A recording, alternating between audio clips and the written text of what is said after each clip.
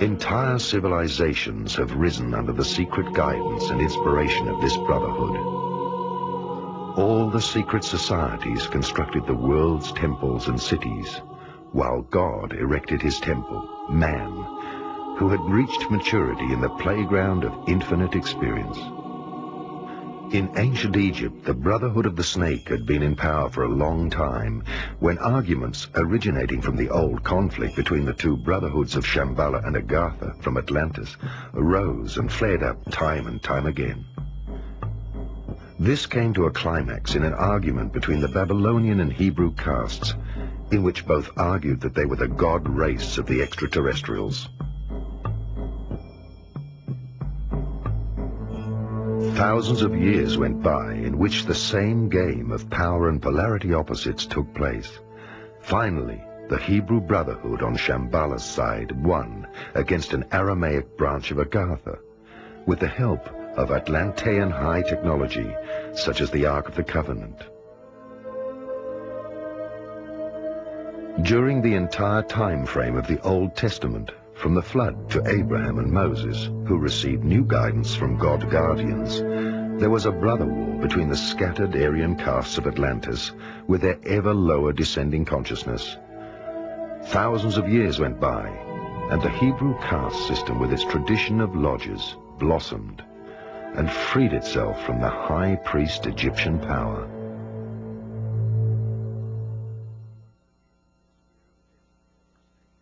Once again, the spear of destiny was taken from one culture and handed over to another.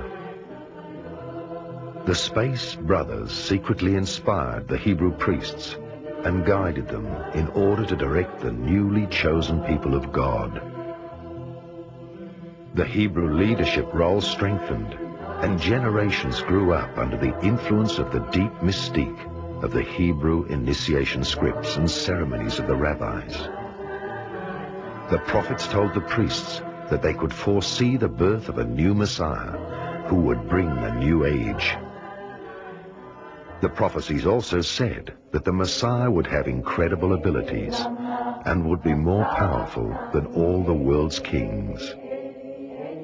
So the Hebrew Brotherhood knew for a long time approximately when the Messiah would be born, and they were very afraid to lose their spiritual and worldly powers.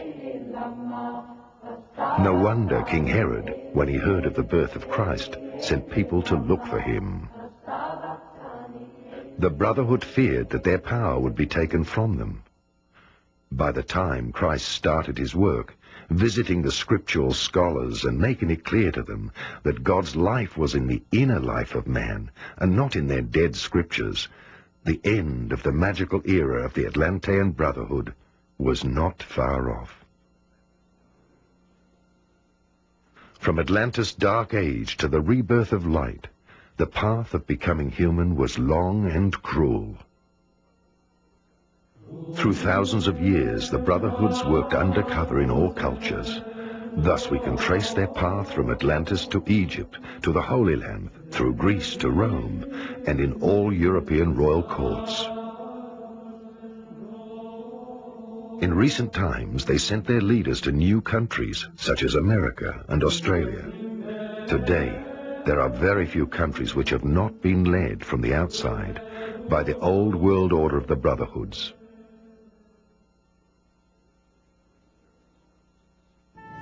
All 33 pyramid stones of the secret world conspiracy of the Illuminati and Freemasons are organizations of the Imperialistic and Materialistic Pyramid, a manifestation of God's male hierarchy on earth, the spiritual powers of Lucifer, the carrier of light.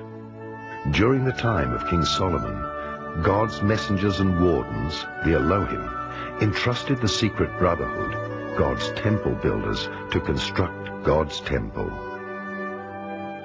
The Freemasons and Illuminati, meaning the enlightened, and earlier called the Templars, had the difficult task of building God's temple.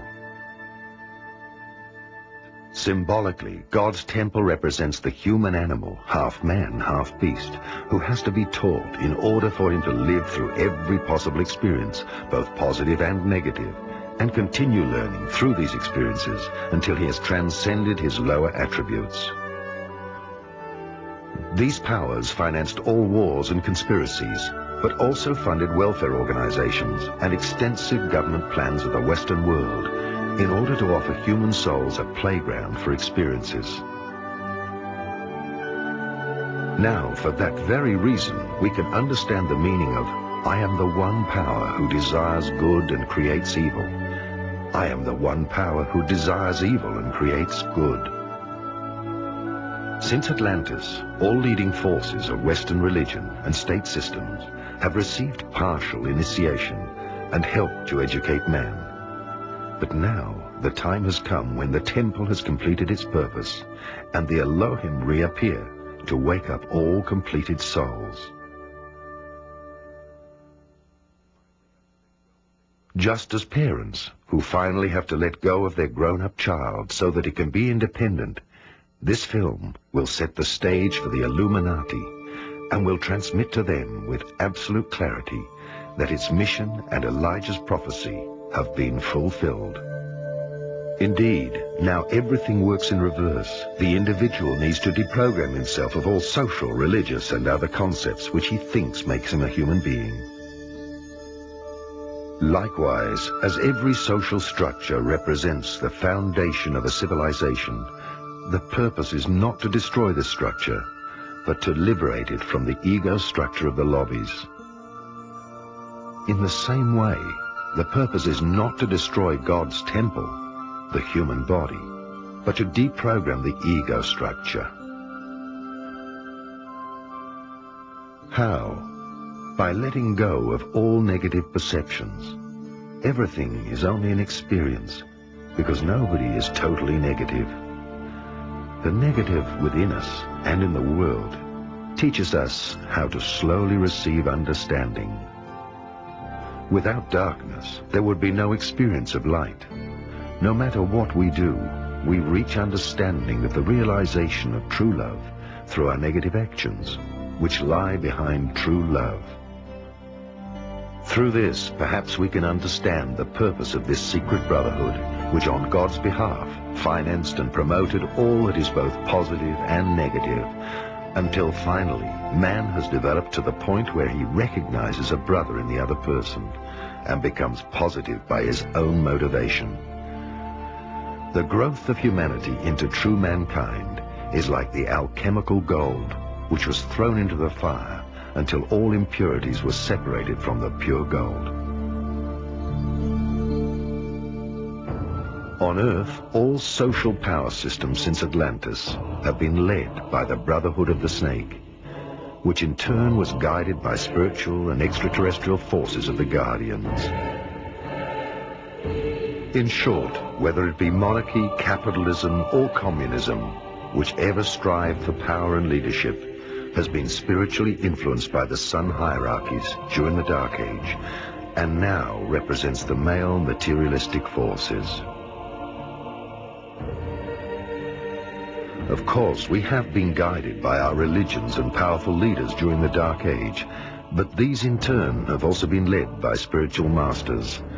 Many people of lower grades of initiation do not even realize that extraterrestrial and cosmic influences of the sun hierarchies have been placed at the top of the pyramid of the lodges.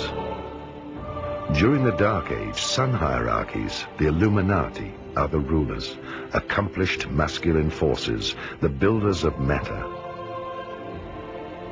In the last Golden Age, moon hierarchies, the Luminari, the accomplished feminine cosmic forces, ruled and brought matriarchy.